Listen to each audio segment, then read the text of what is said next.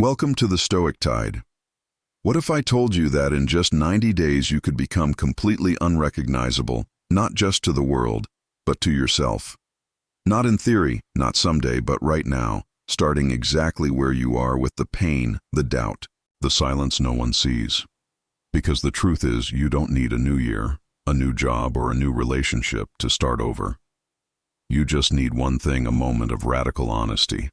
One moment where you stop performing the life you've outgrown and begin building, the one you were meant to live. There's something deeply stoic about this kind of transformation. Quiet, grounded, unshakable. It's not about the noise or the flash. It's about discipline, clarity, and identity. In the next few minutes, we'll break down exactly how to rebrand yourself from the inside out, how to build micro habits that rewire your mind, and how to glow up in a way that transforms not just how others see you, but how you see yourself permanently. So if you've ever felt trapped inside the shell of who you used to be, if you've been waiting for a sign to begin again, this is it.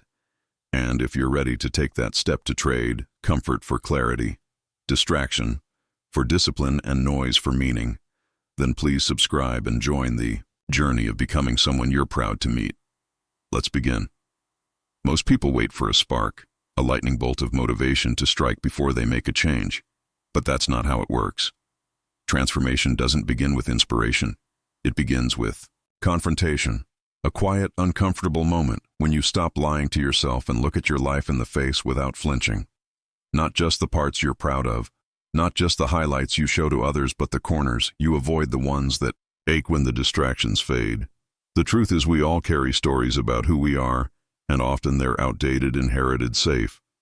But those stories become the walls that trap us in the version of ourselves we've long since outgrown. You don't fix a life by decorating it, you fix it by auditing it, and that requires a level of honesty most people aren't ready for, but you are. That's why you're here. So start with this. What are you pretending not to see? What are you tolerating simply because it's familiar? The way your energy sinks around certain people, the way you talk about your goals more than you act on them.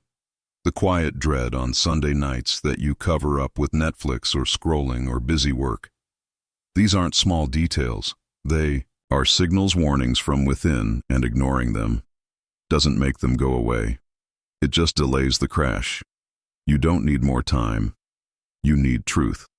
As Marcus Aurelius wrote, "If someone can prove me wrong and show me my mistake, I will gladly change." It's the truth I'm after. That's the mindset you need, not defensiveness, not self-justification, but an unshakable hunger for what is real. Because only from truth can change be born. Most people will tell you to start with your vision, to dream big. Write goals, create mood boards, but what good is a vision built on denial? If your foundation is fragile, it doesn't matter how beautiful the future looks on paper, it will collapse. So instead, start with an audit 3 simple columns. What's working? What's not? And what has to change? Not in theory, but in practice. Starting now, don't overthink it, don't dress it up, just name it. Name the habits that leave you empty, the choices that lead nowhere, the patterns that feel like comfort but breed regret. You can't change what you won't confront, and you can't confront what you refuse to name. You're not here to beat yourself up. You're here to stop avoiding the obvious. Growth doesn't mean tearing yourself apart. It means telling yourself the truth and finally acting on it. There's power in that dignity, because once you stop defending the past, you start designing the future, and the future needs you. Clear, not perfect, just real. The habits you've outgrown are not evidence of failure. They are proof you're evolving. The friendships that drain you, not bad people, just old mirrors reflecting a version of you that no longer fits. The dreams that used to light you up, but now feel empty. That's not confusion. That's clarity breaking through the noise. Think about how much energy it takes to pretend to maintain a life that looks okay on the outside but quietly aches on the inside. That energy could build something real, something solid, but only if you're willing to reallocate it, to stop managing impressions and start managing yourself. Carl Jung said, "Until you make the unconscious conscious, it will direct your life, and you will call it fate." That's why this process matters, because every excuse you make is a rehearsal for staying the same, and every uncomfortable truth you admit is a doorway to who you could be if you stopped getting in your own way.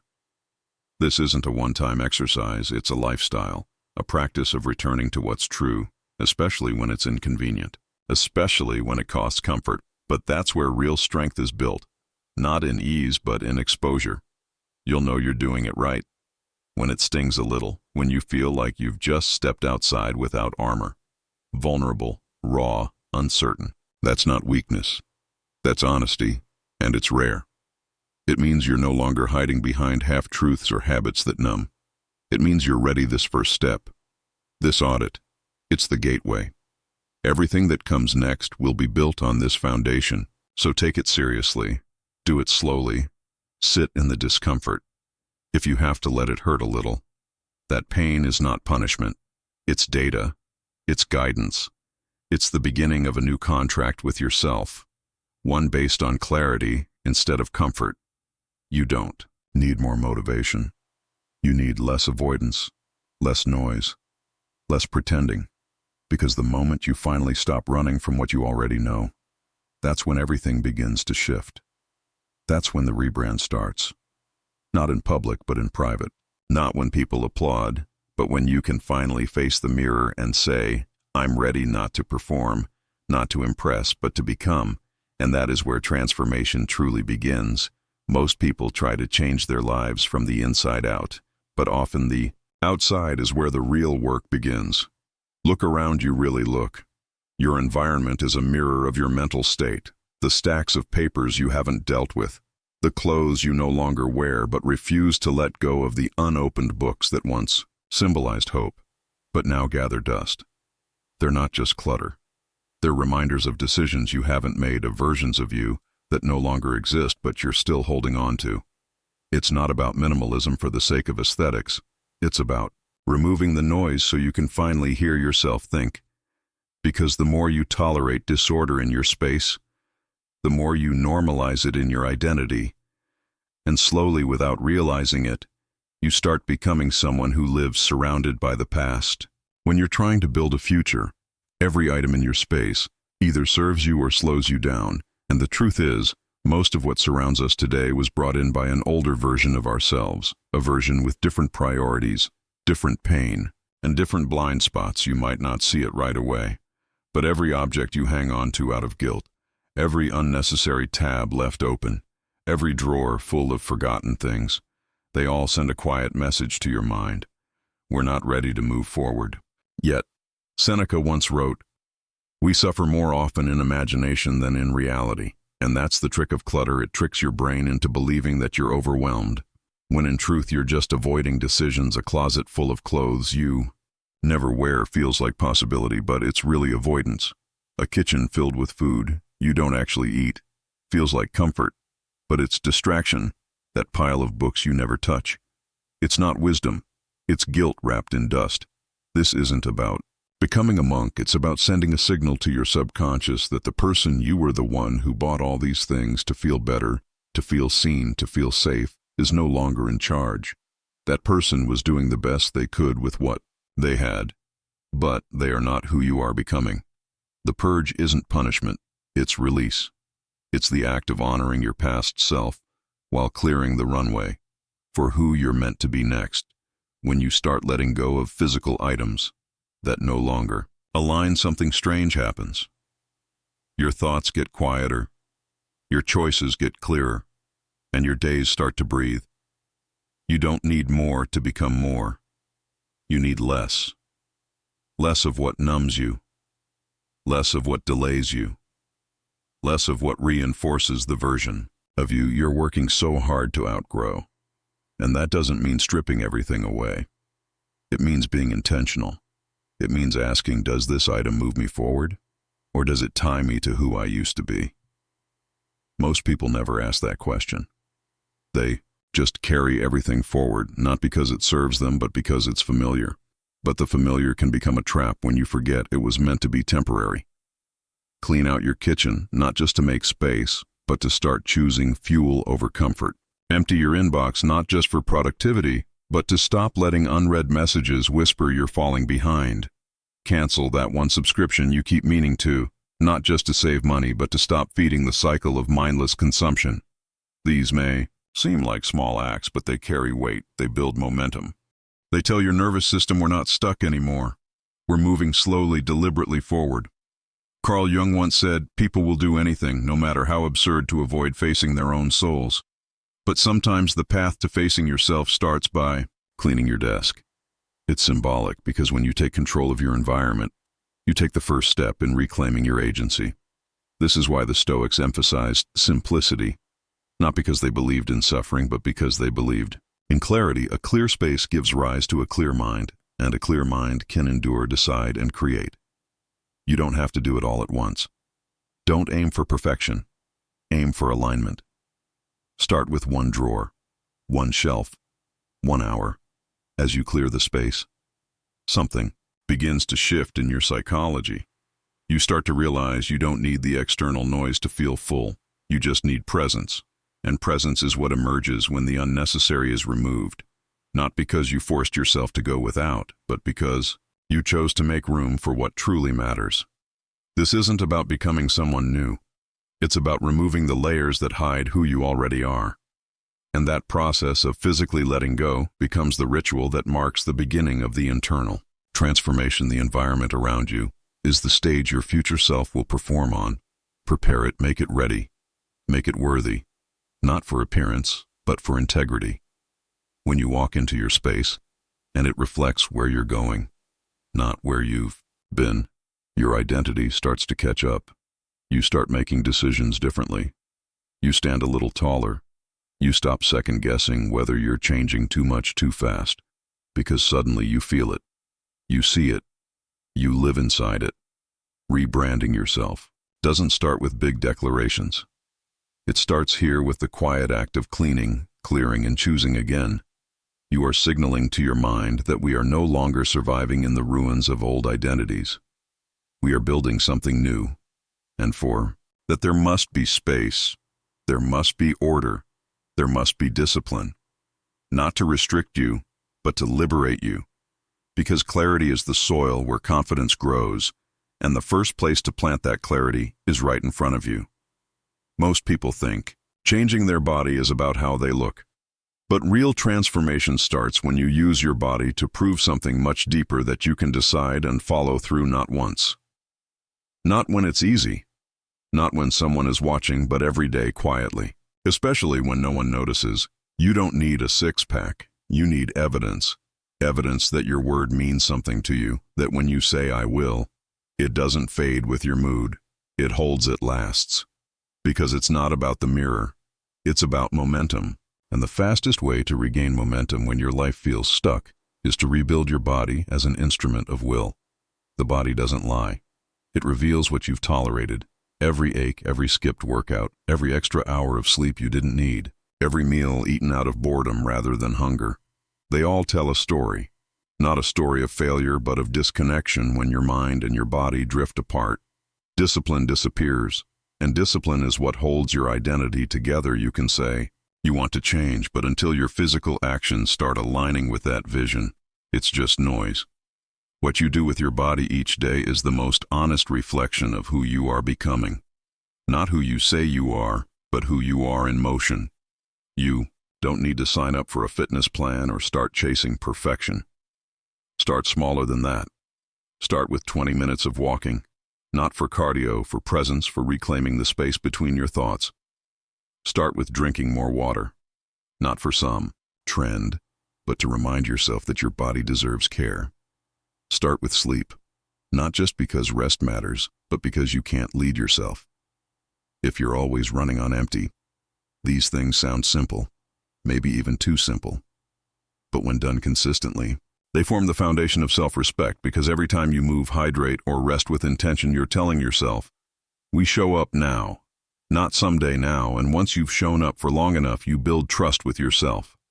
That's where real confidence is born, not from compliments or likes or external validation. It comes from the deep inner knowing that you keep your word. You become someone who doesn't flinch when the alarm goes off. Someone who shows up at the gym, even when motivation is gone. Someone who doesn't need to be in the mood to take action. Epictetus said, first say to yourself what you would be and then do what you have to do. That's the blueprint. Say it first, then act on it even before you believe it. And here's the truth. Your body is not a punishment. It's a partner. It's the tool through which your character becomes visible when you build strength. You're not just changing your shape, you're reinforcing your standards. Every rep becomes a vote for the person you want to be. Every drop of sweat is a quiet declaration. I'm not done yet. You're not working out to erase who you've been. You're training the vessel that will carry you where you've never been. And that requires respect, not just for aesthetics, but for ability, for endurance, for grit. This isn't about chasing extremes or competing with anyone else. It's about consistency, doing the hard, boring, often unnoticed things that compound over time. That's what builds real power, not hype, not hype. Culture, just habits stacked one on top of the other, until the results speak louder than your explanations ever could. People won't understand why you're waking up earlier, why you're passing on the easy option, why you're walking in the rain when you could stay in bed. That's fine. They don't need to understand, because this isn't for them. It's for you. Carl Jung once said, what you do not make conscious will manifest as fate, and that includes the way you treat your body. Neglect becomes fatigue. Fatigue becomes irritation. Irritation becomes self-doubt. It's a chain reaction, but so is the opposite. Care becomes clarity. Clarity becomes confidence. Confidence becomes leadership. When you start using your body with intention, your entire mindset shifts. You stop seeing health as optional and start seeing it as essential, because the person you're trying to become can't thrive inside a neglected vessel. So no, this isn't about punishment or perfection. It's about presence, about reconnecting your actions with your values, about remembering that the most powerful thing you can do when life feels stuck is to move physically, deliberately, consistently. Movement breaks stagnation, and as you move, your body starts to feel like home again. Not a project to fix, but a tool to use, a signal to yourself and to the world that you're no longer waiting. You're not hoping, you're not guessing, you're building, you're doing, you're becoming. That's what rebuilding the body really means. It's not about being admired. It's about being reliable, not to others, but to yourself. And the body is where that reliability begins.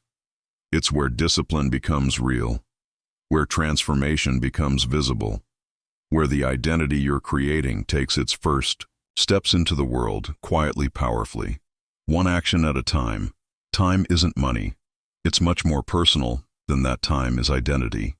It's who you become, hour by hour, choice by choice. If you want to know who you really are, don't look in the mirror. Look at your calendar. Where you place your minutes is where you place your values. And the harsh truth is, most people spend their days reacting to life rather than creating it. They wake up and check their phone before they even check in with themselves. They spend the morning doing what feels urgent, not what feels meaningful, and over time, without noticing, their days become crowded with low-impact activity tasks that fill the space but drain the soul. But it doesn't have to be that way. You can rewrite your life by rewriting your schedule, because your future isn't waiting out there. It's hiding in how you plan the next 24 hours. Start by looking at your calendar. If you even have one, does it reflect the person you say you want to be, or is it just full of things you said yes to out of guilt, habit, or distraction? Most people leave their schedule to chance. They let others decide what fills their time. But reclaiming your time is the first act of reclaiming your self-respect. It's not about being busy. It's about being deliberate. A life that's overscheduled is not the same as a life that's intentional. You don't need to do more. You need to align more, because when your schedule reflects your deepest priorities, even your quietest days feel powerful. Planning your time doesn't make you rigid. It makes you free. When you schedule silence, you get your thoughts back. When you schedule movement, you reclaim your strength. When you schedule learning, you begin to sharpen your voice. When you schedule execution, actual focused action, you begin to build results that speak louder than your words ever could. These aren't just to-do list items. They're declarations, acts of alignment. And when they appear on your calendar, In black and white, something shifts in your mind. You start to treat your growth like a responsibility instead of a vague intention, because what gets scheduled gets lived. Don't fall for the myth that discipline kills spontaneity. It doesn't. It amplifies it. It makes space for the things that actually matter by removing the things that only feel urgent. And you don't need to fill every hour to feel progress, even 30. Focused minutes lived with intention can be more powerful than 3 chaotic hours spent chasing notifications and doing things halfway. The Stoics knew this. Marcus Aurelius wrote, "Don't waste time arguing what a good person should be. Be one. The same is true here. Don't waste time planning a perfect life. Start living a structured one. Start acting like someone who respects the hours they've been given. Wake up earlier, not to impress anyone or post about it online, but to take back control from the world. That first hour of your day is sacred. It sets the tone for everything that follows, and it belongs to you. Not to your inbox, not to the news, not to the demands of others. Use it to move, to reflect, to build it. Doesn't need to be dramatic. It just needs to be consistent. Because how you start your day often decides whether you live from your values or just drift through your habits. That's what sovereignty means, not being in control of everything, but being in control of yourself, especially when everything else pulls you in different directions. Carl Jung once said, "You are what you do not. What you say you'll do." That one sentence is enough to rethink your whole approach to time, because if your actions are scattered, so is your identity. But when your schedule begins to reflect clarity, your life follows. The truth is, most people don't need more motivation. They need a calendar that keeps them accountable to what they already know. Matters when your values have a place. To live on your calendar, they stop being ideas and start becoming habits. That's when change becomes real. Not overnight, but hour by hour, week by week. You begin to become someone others admire, not because of what you post, but because of what you do. Look at your week ahead and ask, where does your highest self live in these hours? If it's not obvious, don't blame yourself. Just start adjusting. You don't need to overhaul your entire schedule today. You just need to block out 1 hour that belongs to your future. And then protect that hour, like it's sacred, because it is. Once you feel what it's like to move through your day with structure, instead of stress, it becomes hard to go back. The noise loses its power. The distractions feel smaller. You start choosing instead of reacting. That's the quiet superpower. Most people never develop the ability to manage themselves through time. Not with rigidity, but with rhythm. Not with guilt, but with grace. This doesn't mean your days will be perfect. Life will interrupt you. People will test your boundaries, and there will be mornings when everything feels off. But when you've built a structure that reflects who you are becoming, those interruptions don't break you. They just remind you to return to the schedule, to the center, to the vision. You don't control time, but you do control how you meet it. And if you don't design your day, your old habits will design it for you quietly, repetitively, until one day you wake up and realize that the person you wanted to become got buried under the weight of unplanned hours. So take the time to reclaim your time. Not as a productivity hack, but as an act of personal honor. Because you only get so many days, and the way you spend them is not just about goals or success. It's about who you become in the process. The clock is always ticking, but when your calendar is aligned with your values, every minute becomes a step toward the life you're actually meant to live. Most people underestimate the power of appearance. They think it's shallow, superficial, or vain. But that's not the truth. What you wear, how you carry yourself, the way you show up. It's not about being noticed. It's about being aligned. Appearance is energy and form. It's a silent message both to the world and to yourself. You're saying, this is who I've decided to be. And every single day you're either reinforcing that message or watering it down. You don't need expensive clothes or a dramatic makeover. You need clarity, a quiet but firm visual signal that says, I'm done hiding. We don't always realize it, but the way we present ourselves sets the tone before we ever speak. Our posture speaks first. Our eyes, our presence, our grooming. They all say something long before our words do. And whether we like it or not, Those messages shape how we are treated.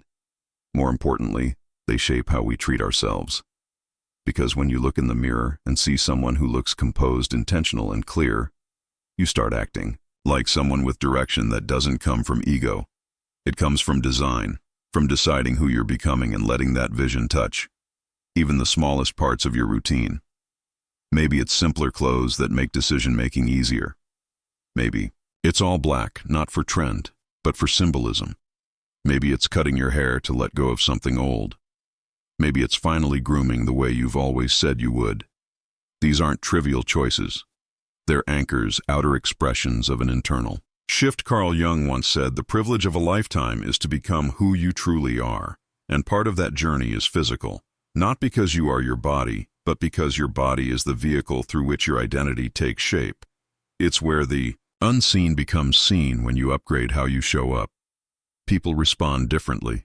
You'll notice it, a subtle shift in energy, a new kind of respect, not just from others, but from yourself. And that's not arrogance, that's alignment. You start walking differently because you feel different. You speak more clearly because you're not dragging around the weight of confusion. And slowly your outer world begins to match your inner one. It's not about pretending, it's about preparing. You're dressing, not for who you were, but for who you are becoming. And that version of you deserves to be seen, even if no one else understands it. Yet, posture matters, the way you hold your shoulders, the way your eyes meet the world. You may think no one notices, but your nervous system does. When you slouch, avoid eye contact, or dress like you've given up, you're reinforcing an identity of invisibility. But when you adjust your stance even slightly, when you wear something that sharpens you, that reminds you of your own potential, you start to embody it. You begin living into the identity you've been quietly building in your mind. And the beautiful part is, you don't need permission, you don't need approval, you just need the decision. There's something about clean lines, neutral tones, and simplicity that makes space for presence. When you're not distracted by how you look, you can focus on how you live. You make fewer choices about style and more about substance. You start curating your environment, your speech, your boundaries, all because you started with a small shift in how you showed up. That's the ripple effect. One subtle decision begins to echo through every part of your life. And that's why this step is powerful.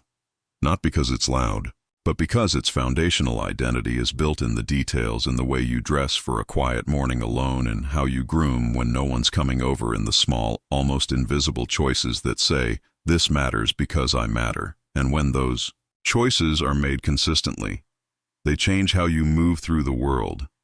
People feel it. But more importantly, you feel it. You feel more trustworthy to yourself, more dependable, more rooted in something real. That's what upgrading your appearance does. It reminds you of who you're trying to be and gives you a daily chance to step into that version, no matter what life throws at you. Plato once said, "The first and best victory is to conquer self," and often that battle begins in the mirror, in the quiet decision to look like someone who has self-respect, even if you're still learning how to live it. This isn't fake, it's foreshadowing. You're dressing as your future self, long before you've earned every piece of the transformation, and that's not misleading. It's motivating. You're training your nervous system to recognize success, to recognize discipline, to recognize elegance and restraint and purpose. You're making it familiar, so that when the results begin to arrive, they're not shocking. They're natural. It's easy to say that looks don't matter, but appearance isn't about being perfect. It's about being intentional. It's about sending a signal to yourself and to the world that you're becoming someone worth listening to, someone who takes themselves seriously, even in silence. So whether it's a simple change in color, palette, a sharper haircut, a more thoughtful wardrobe, or simply better posture, these shifts matter. They are acts of alignment, visible commitments to an invisible transformation, and every day that you show up like the person you're becoming, you collapse the distance between now and then. You start living the future in the present. You stop hiding behind someday and begin expressing your potential now, visibly, consistently, and without apology, because transformation doesn't just happen in the mind. It happens in how you walk, how you carry yourself, how you dress, how you choose to be seen, even when no one is watching. Especially then, wear the future until it fits, and soon it won't feel like a costume. It will feel like home. Some people were only meant to walk with you for part of the way, and realizing that doesn't make you ungrateful. It makes you awake one.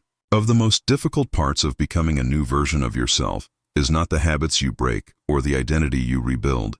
It's the people you outgrow, the ones who knew you when you were smaller, softer, less certain, the ones who bonded with you over limitations you no longer believe in. And now, as you begin to rise, as your values shift and your energy sharpens, something strange starts to happen. They laugh at your new routines. They question your discipline.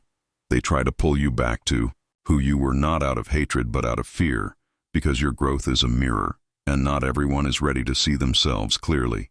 Not everyone is meant to join you at your next level. And that's not cruelty, that's clarity. People reflect back. Parts of us we either want to hold on to or desperately need to release. They become mirrors of our past and reminders of our potential. But when those mirrors start distorting who you're becoming, when the reflection keeps dragging you back into stories you've outgrown, it's time to put them down. You can love people and still choose not to carry them. You can remember the laughter, the loyalty, the history, and still walk away. Because if every time you grow, you feel the need to shrink, just to stay in their good graces, you're not preserving a relationship, you're abandoning yourself. It's not easy. There's guilt, there's nostalgia. There's a part of you that will always wonder if you're being too harsh, too selfish, too quick to cut ties. But ask yourself this: do they still make you feel alive, or do they just make you feel known? There's a difference. Some people are comforting because they've memorized your wounds, but that comfort will cost you everything if you let it. As Seneca wrote, associate with those who will make a better man of you.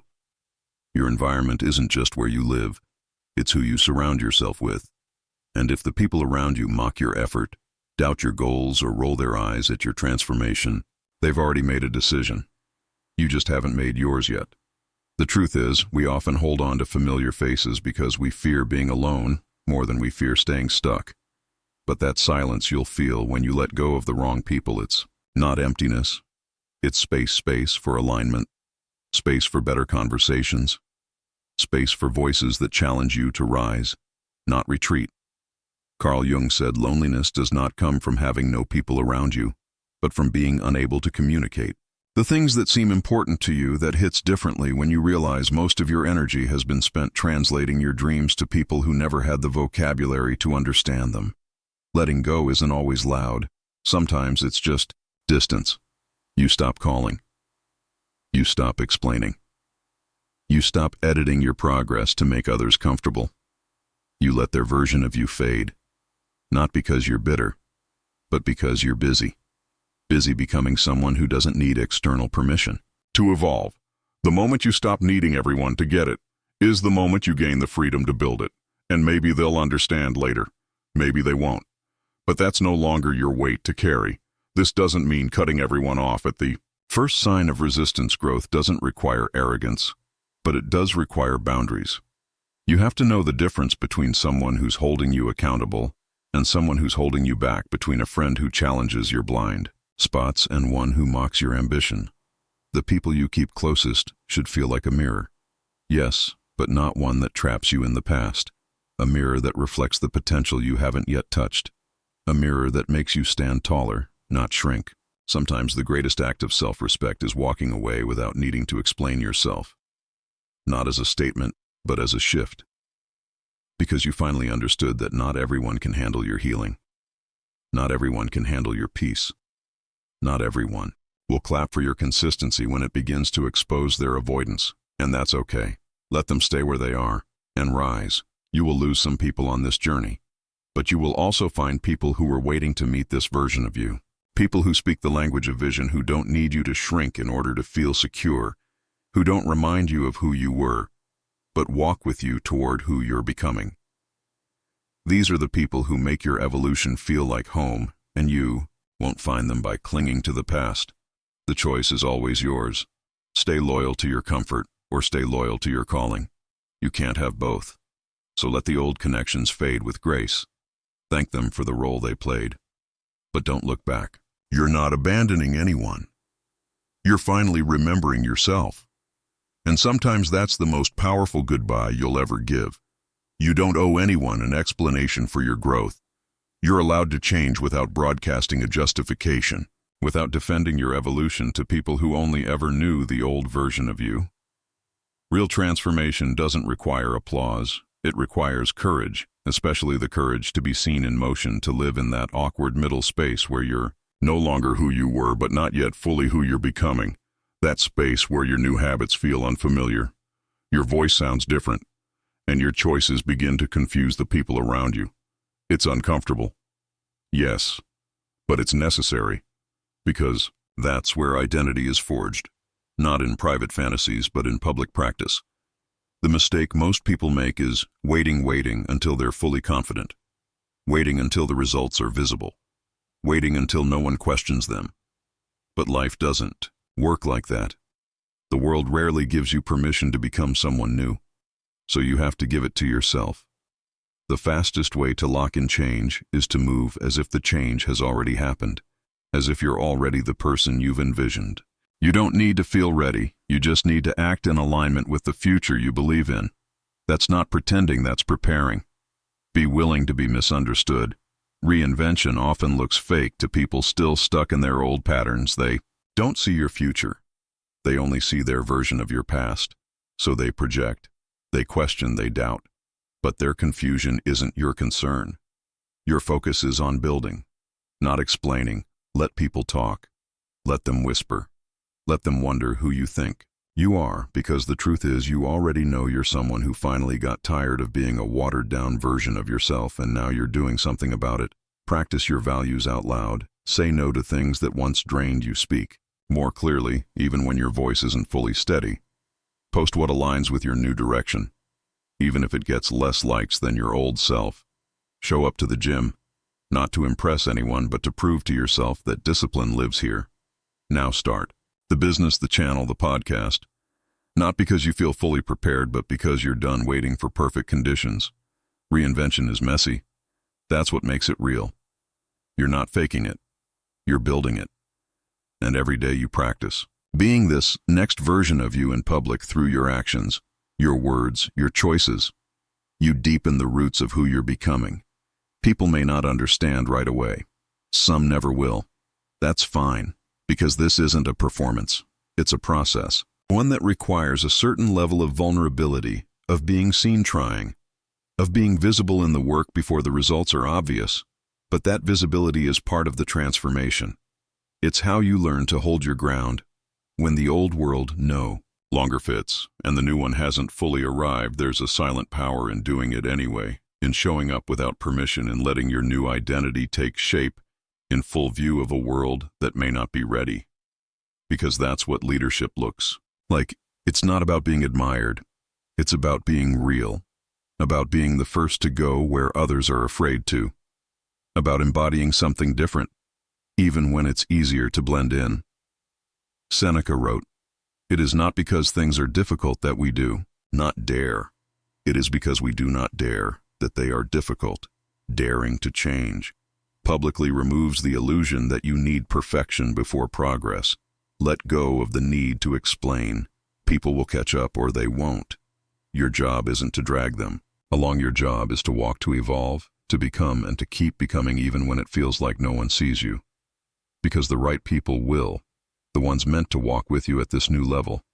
They'll recognize you, not because of how loudly you announce yourself, but because of how clearly you move. They'll see the energy shift, the posture change, the quiet confidence of someone who no longer negotiates with their old identity. This practice of becoming publicly isn't about proving anything. It's about presence, about taking up space in your own life, about stepping into each day with a quiet conviction that says, "This is who I am now, watch me live it." And that living, messy, bold, imperfect is what turns a rebrand into a reality. So stop rehearsing. Stop waiting for the world to nod in agreement. Start moving like the person you've always known you could be, and don't stop. Let every step you take reinforce the identity you're building. Let every choice become a brick in the foundation of your transformation. You don't need a speech. You need a rhythm, a daily practice of authenticity, a willingness to be seen mid-process. Because that's where the power is not in the final product, but in the becoming. And the more you allow yourself to be visible in that becoming, the stronger you become. Not in theory, but in truth, in motion, in form. Not every day will feel like progress. Some days will stretch, quiet, blur together. You'll question yourself, your pace, your purpose. You'll wonder if this new version of you is real, or if you're just pretending, hoping that one day it finally clicks. But here's what most people don't understand. Transformation is rarely loud. It's not fireworks. It's footsteps, slow, steady, almost invisible. And on those days when it all feels too small to matter, that's when the shift is happening the most.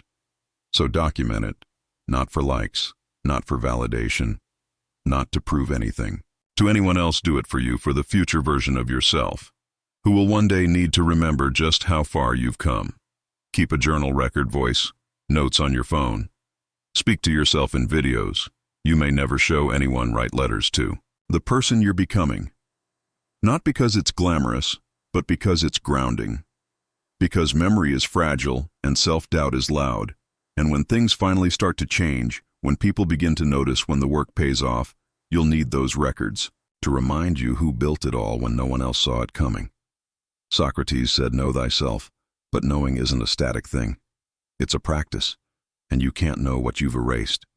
You can't learn from moments you've rushed through or buried under noise, the discomfort, the frustration, the ordinary effort. It matters. Documenting the process turns passing time into a map. It lets you study your own patterns. It shows you how you respond to discomfort, what you reach for when you're tired, who you become when the motivation fades and the discipline is all that's left. That kind of knowing doesn't come from reflection alone. It comes from receipts, and your future self will thank you for saving them. You don't have to be poetic or polished. Just honest talk about the small things. The early mornings. You didn't want to get up but did anyway. The moment you said no. When you usually say yes. The workout you finished. When your mind begged you to quit the new boundary. You set the new clothes. You tried the new thought. You practiced believing. These things may seem unremarkable now, but they are the bones of your transformation. They are the evidence that you didn't just wish for a new life, you worked for it. Writing things down, saying them out loud, capturing them in some form. That's how you bring the unconscious forward. That's how you start to recognize patterns, both helpful and harmful. It's not about documenting perfection. It's about recording presence. And sometimes your journal entry won't be inspiring. It'll be tired, uncertain, raw. That's okay. That's what makes it real. And one day when things feel heavy again, you'll look back at those messy pages and realize you've already survived worse. You've already climbed farther than you remembered. The glow up everyone talks about. It's not in your haircut. It's not in your wardrobe. It's in your posture, your tone, the way you carry yourself when no one's watching. It's in the decisions you make when no one is clapping, when you're not sure it's working, when the outcome is still unknown. That's where identity is carved under pressure and silence through repetition. Documenting that process makes it undeniable. It gives you something solid to hold when self-doubt tries to rewrite the story. It reminds you you were there, you did that, and you're still here. There will come a time when someone asks how you did it, how you changed so much, how you built something so strong, so aligned, so unmistakably yours. And when that moment comes, you won't need to reach for inspiration. You'll have your own story. Not just the polished version, but the real one. The version filled with doubts and breakthroughs. Bad days and breakthroughs. Stillness and movement. That story has power not just for others, but for you. Because it keeps you connected to your roots. It reminds you why you started, what it cost, and what it's worth. This is your proof. Not the highlights, not the wins, but the process. The daily quiet choices, the mental battles, the resilience built in small, invisible moments. So keep track, archive, the shift, make it real. Not just in your mind, but in your records. Let future, you look back and see, not just what you achieved, but what it took to get there. Because that perspective won't just humble you when you succeed, it will strengthen you when you fall again. It will ground you in your own capacity to rise. Transformation isn't one decision. It's 1,000 quiet choices, and most of them won't be seen, celebrated, or even understood by others. But you'll remember because you were paying attention. You were present and you left a trail. So when doubt whispers, when the path feels foggy, when you wonder if you're making progress at all, you'll have the receipts, the journals, the voice notes, the videos, and they will say, without a doubt, you are not the same person you were. You've done the work. You've earned this chapter. And the most beautiful part, you'll look back and realize, the real transformation wasn't just what changed around you. It was who you became when no one else believed yet. But you kept going anyway. No one will ever fully understand the quiet battles you fought to become who you are now. And that's okay, because this journey was never about being seen. It was about seeing yourself clearly, maybe for the first time. So keep going, not louder, but deeper. Not to prove, but to live. And if you're still becoming, you're right on time. Watch the next video. On your screen, it was made for this moment. And thank you for being a part of the Stoic Tide. And thanks for watching.